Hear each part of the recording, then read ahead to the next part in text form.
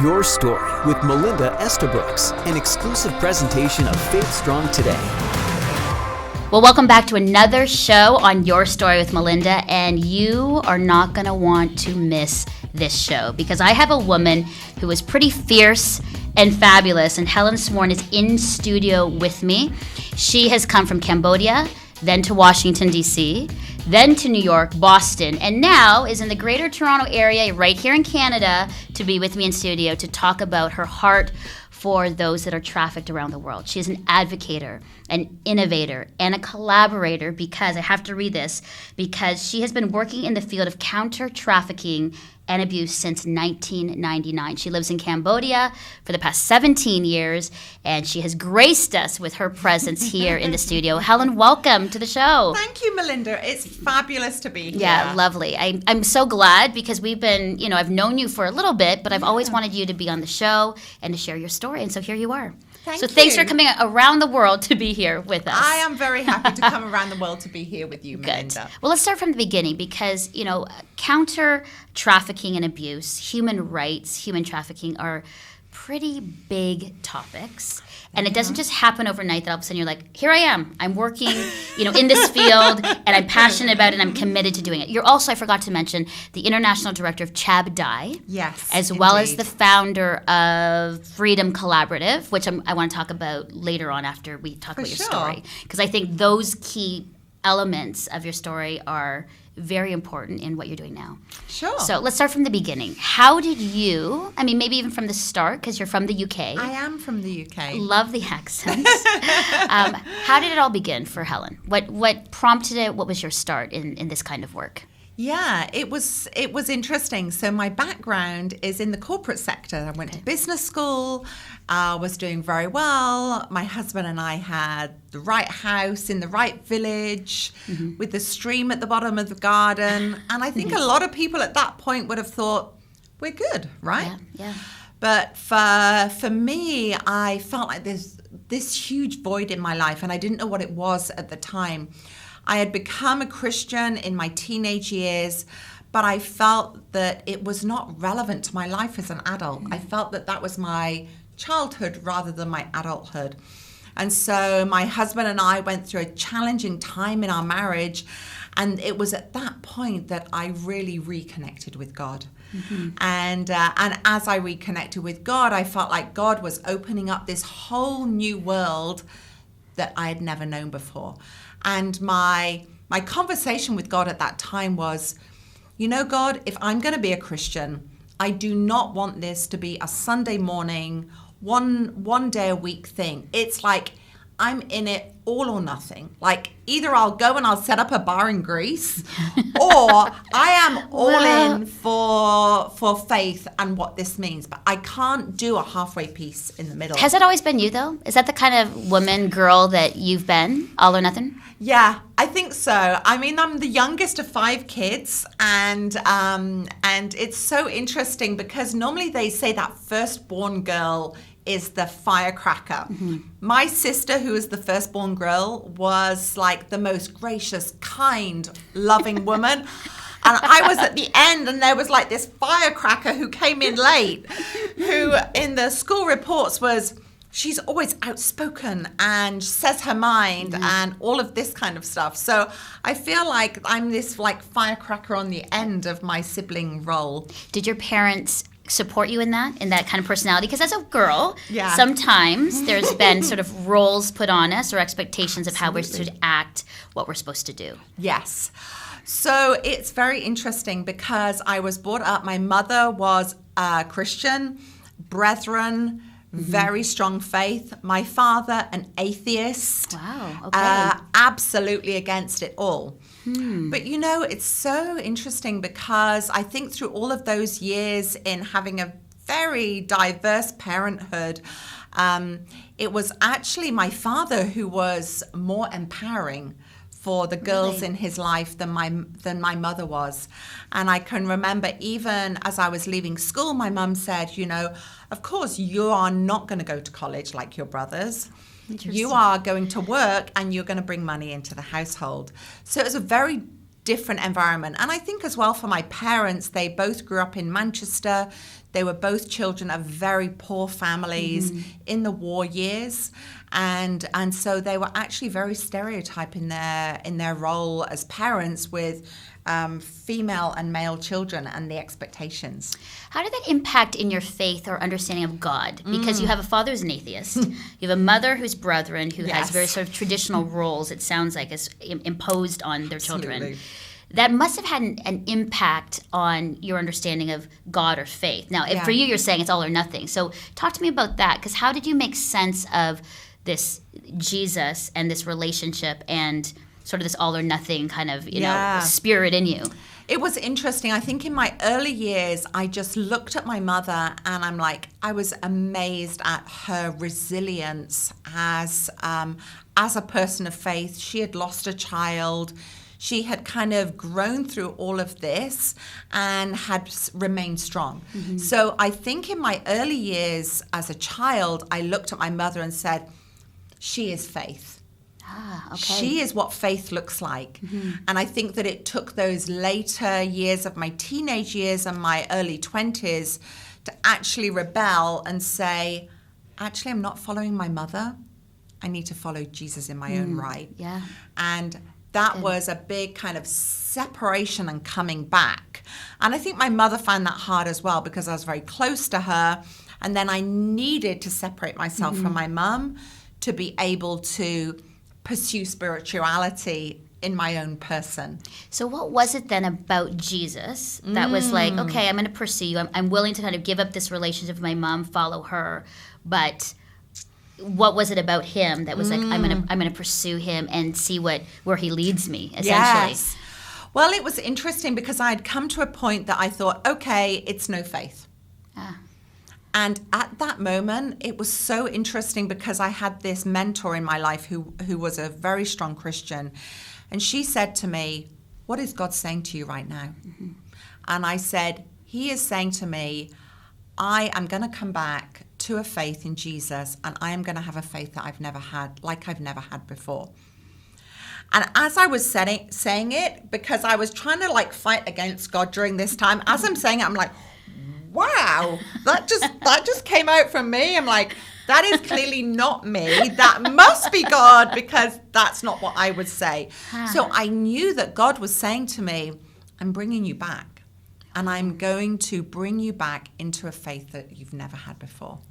Wow. So from that time, how old were you then? So I was about 24, 25. Okay. So at 24, 25, when you get that sense of, okay, God's going to put me on this journey. Yes. I mean, what did you think initially? Because, did you think I'm going to save the world and get into human trafficking and human rights? Or were you thinking, I don't know, marriage, kids? Like, what did that look like for you? So I was already married at the time, no kids. And I think for me at that time, it was, God, I am just willing to go anywhere and do anything. I had literally come to that point of surrender. I didn't know what my life was going to look like in the future. I had no idea what human trafficking was. I had no idea what those human rights abuses looked like. I'd come from a corporate background. And so it was, for me, it's like, okay, God, lead me. Just take me where you want me to go. And that's kind of a scary prayer ask, isn't it? It's really scary. We had this beautiful big house in this beautiful village. And I remember God saying to me, the first thing you need to give up to me is your job that you idolize in the corporate sector and your home. And I can remember actually walking through and praying through each room in the house and saying, okay, God, this is yours. I'm prepared to give this up if I know that this is truly your will. And that's hard because a lot of that is identity. Job and value, security, home, security, identity, value within the community, what people think of us, right? Absolutely. So those things, when you let those go, you're like, what now? What do I have now? Right? Yeah. But I think that sometimes, with me, I think that God started me on my knees because, I would just be like, yes, just mind away. I'm coming through, God. Just move to the left there. But I think that the place that God took me to was on my knees. And I didn't know where my marriage was going. I didn't know where my job was going. And at that point, I looked around at the house, and even though it was all that I had worked for, in some ways it was meaningless for me. I'm like, God, I need you to bring meaning to my life. I need you to give me vision for where you're going to take me in the future. So I think at that point, actually, I was super open. It was just that then I had to go back into the workplace, give my notice in. And after not being a very nice person in the workplace and realizing what goes around comes around, my gosh, that focused me in on my faith in a way that I had never had before. So you're at that moment, you've given notice, you've sold your home. Yes. So how then do we lead into, here you are, an advocate, giving your life to helping those in great need that are being trafficked. How do you go from there? Because that's pretty big. It is a pretty right? big, it is a big valley there. So, I mean, for me then, I knew that God had said to me, I'm going to take you into a place that you've never been before. And it's a place that you've never known. And so we went to Bible school. I was 8.5 months pregnant with our first child, and we went to Bible school for 3 years. And so our daughter Hannah was born while we were at Bible school, and then in our last year of Bible school, we had to do a placement of really where it was that we felt God was taking us. And so it was at that connected us to Southeast Asia. For many years, I had been praying for Vietnam. I had had a number of children. There was a number of children who had come into our school when I was in high school who had been boat people. So I had this superly strong heart for Vietnam. And so in that last year, we applied to go to Vietnam. And the mission agency that we applied to said, well, what I need you to do is to go to Cambodia first. We need to see kind of how you are in Cambodia before we let you into Vietnam. So that was what bridged the gap from corporate life, Bible school, into Southeast Asia for the first time. And what were you planning to do at first in Vietnam? Yes. What was the focus of that? So interesting. Initially, our plan was to open a business school in Ho Chi Minh City.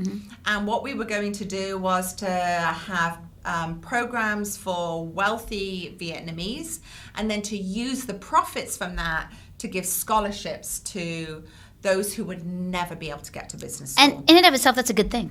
It is. It's a great idea. It's a good thing to do. It is. But it's amazing how just one little change can change the trajectory of our lives and our world. Like for that man, it wasn't like he's like, you need to go to Cambodia first. For sure. And you're like, oh, okay. Gone. And you never would have gone. You would have gone to Vietnam and done what you just said that you were going to do. Absolutely. And to be honest, we went to Cambodia. It was about 8 weeks before the coup d'etat happened there. It was not a nice place to be in. There was gunfire. There was, you just basically were very restricted as to where you could go. And so I had no intentions of going back to Cambodia. Really? No intentions at all. Vietnam was the place that we were going to go.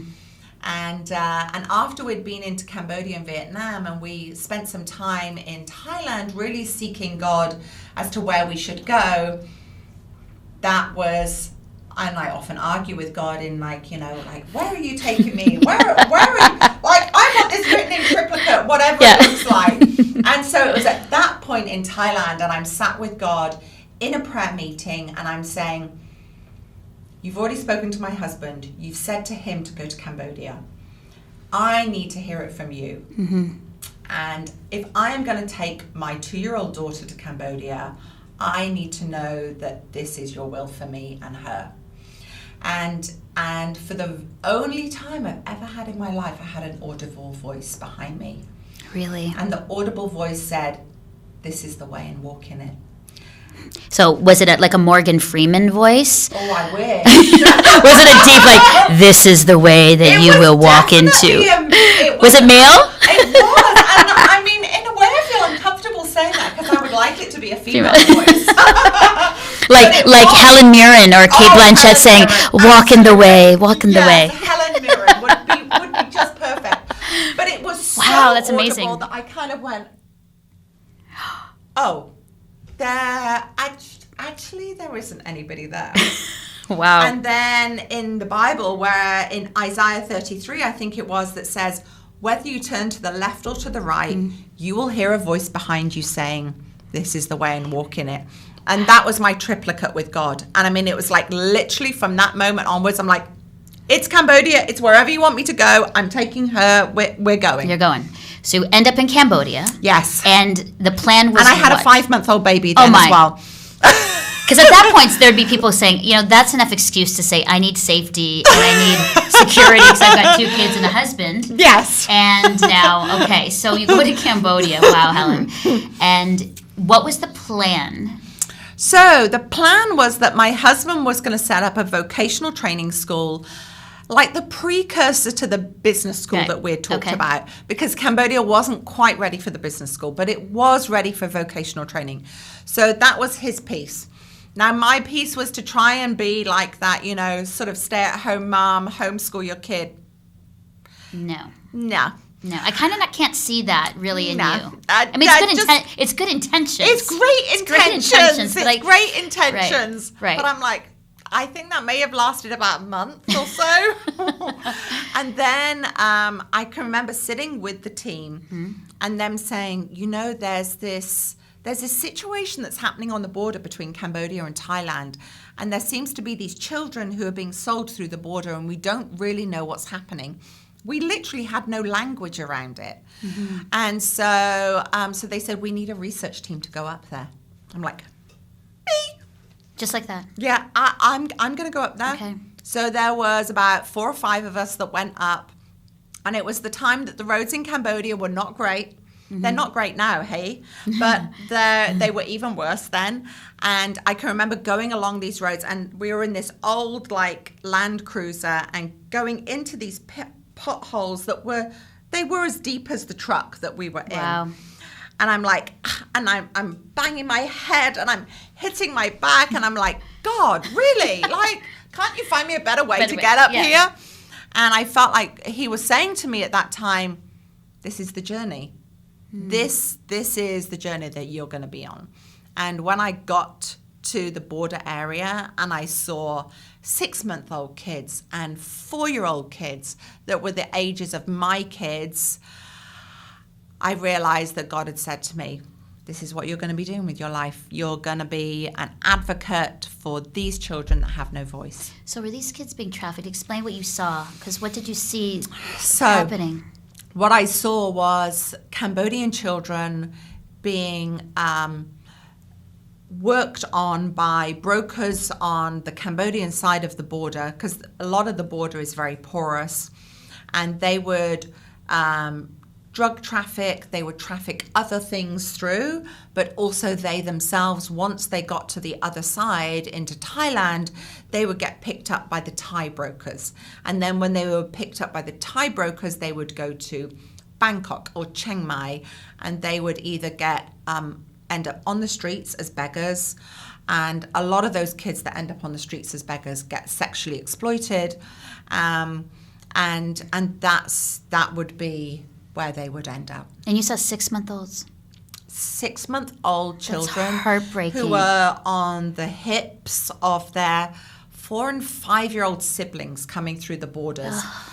They had no idea where their parents were. What would happen is the Thai police would round them up in the middle of the night, put them on the back of the truck, take them up to the Cambodian border, and then they would literally deport them through the Cambodian border. So many of them had no idea where their parents were, and they were probably working on the streets of Bangkok. So once the children had come back to Cambodia, they couldn't find their parents. Oh, so we had 6-month-old and 4-year-olds who didn't know where their parents were. So as you were seeing this, Helen, what was beginning to happen within your heart and your mind to say, what do I do? What was going on with you? And it was interesting because I felt that, a part of me was, so outraged by the fact that this was able to happen in the 21st century, and that people were just allowing these children to come through the border without no sort of legal jurisdiction whatsoever. But this part of me, I felt like that God was saying, this is where you are going to begin to be an advocate for these children.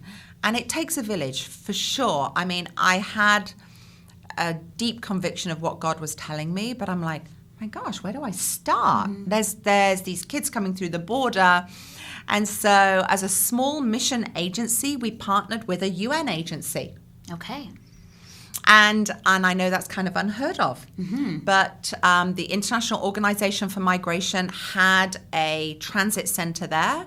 And so we partnered with them and we received kids from them, and we set up one of the very first transition homes in Cambodia for trafficked kids, and we tried to get them back to their families. Now, is this under Chab Dai? Is this under Chab Dai?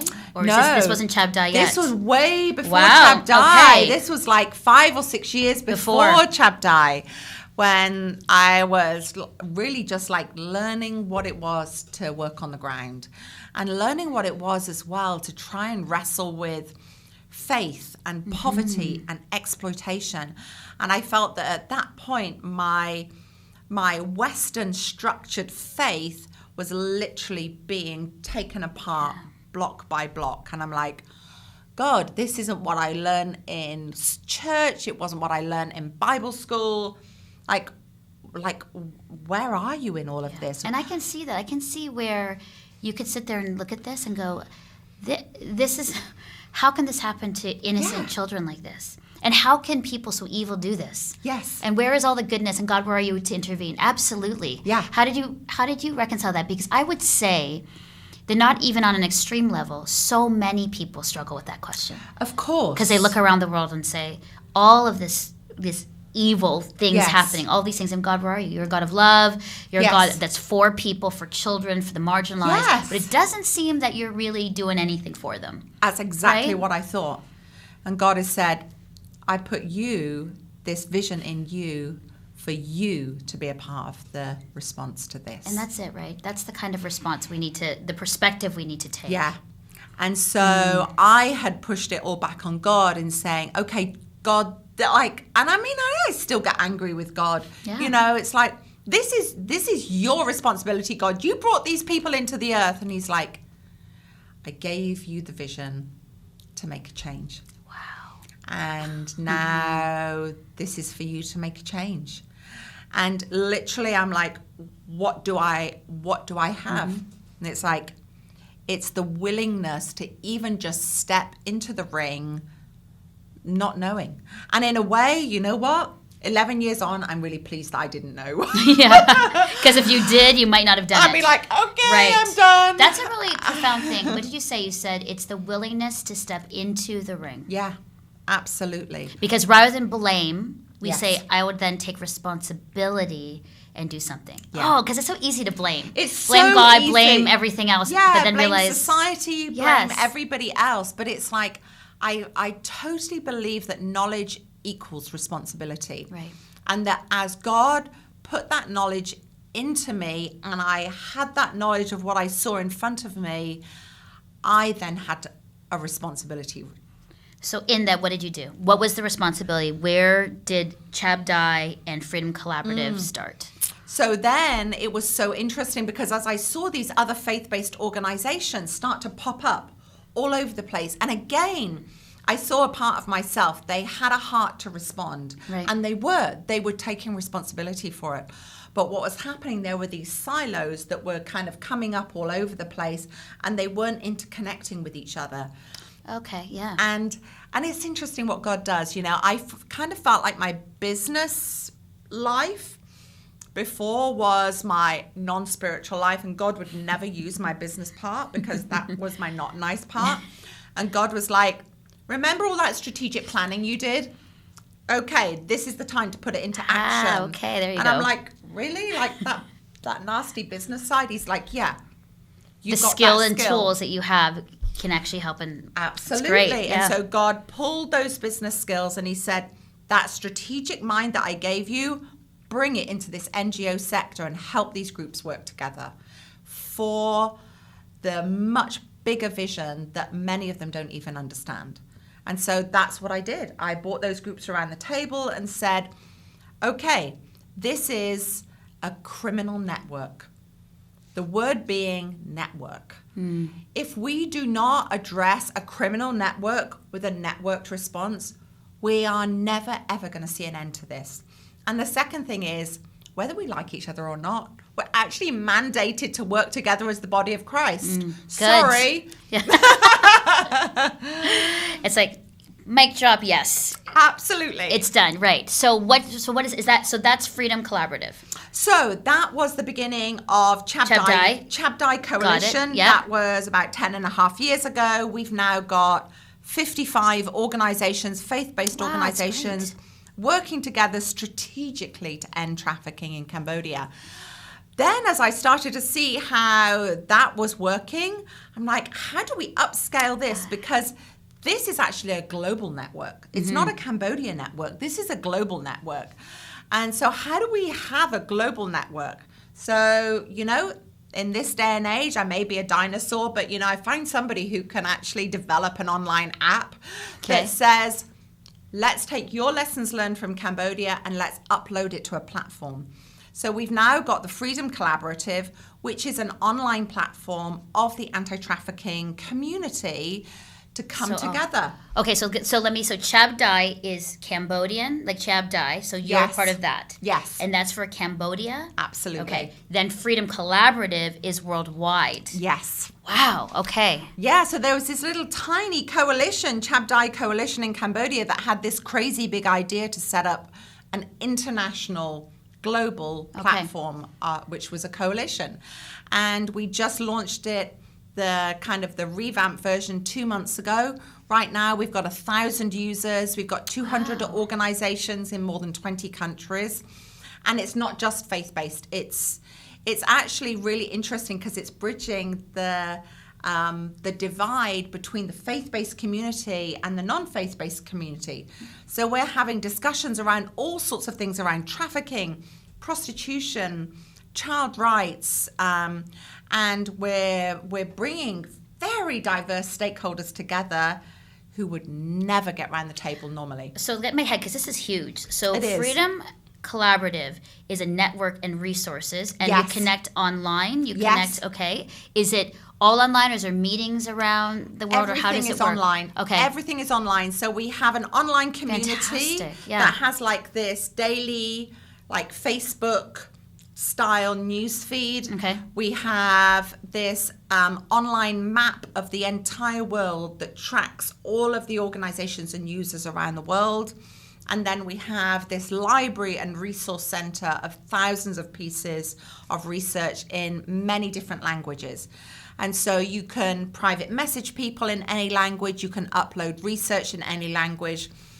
But the thing that is fascinating of what's happened in the last couple of months is that we have got this dialogue happening in the community, and I don't believe there's any other environment where faith-based organizations that are pro-sex work, academia, grassroots shelters all come together, and they're dialoguing on the same issue. So Helen, this is amazing. We have a little bit more time, but I just want to know, how do people, for Chabdai and for Freedom Collaborative, how do they access it? How do they connect? So for Chabdai, easy, just go to the website, Chabdai, CHABDAI.org. They can see all of the programs that we're doing on the ground there in Cambodia. We've got an amazing staff of 50 who are the grassroots advocates on the ground. freedomcollaborative.org, again, all one word. Individual users can join up on the platform, and if you've got anti-trafficking stakeholders, they can register their organizations. And I think, too, after hearing, what you're saying, is that, we collectively around the world need to pray and to support, to join Freedom Collaborative in any way to just support you in this. And just ending, can you just give me a stat or number? What is the situation? I mean, we don't have time, but just as far as numbers, what are we saying as far as those that are human trafficked? There's a lot of differences around the numbers, but around 30 million people a year are enslaved. That's sex trafficking and labor trafficking. And, as we become more and more consumer driven, this is supply and demand. Yeah. This isn't, people saying, well, it's okay because I would never visit a prostitute. It's like, well, where are you buying your clothes? Where are you buying your coffee? What rugs are you buying? Right. Mm-hmm. And so it's like we need to actually identify every part of our lives in order to see who we're exploiting. Yeah. And so we're all a part of the problem, and we're all a part of the solution. Beautiful. Helen, thank you so much for stopping in the studio. Lots there. Your story is an inspiration. Thank you for the good work you're doing around the world. And for all of you listening and watching, you need to make sure that you support Sign Up Freedom Collaborative and Chab Die. Right? Thank Chab? you, Melinda. Thank you so much. Come back Wonderful. again. I will. All right. Thank you. Your Story with Melinda Estabrooks. Listen for new episodes every Monday and subscribe to the podcast at faithstrongtoday.com.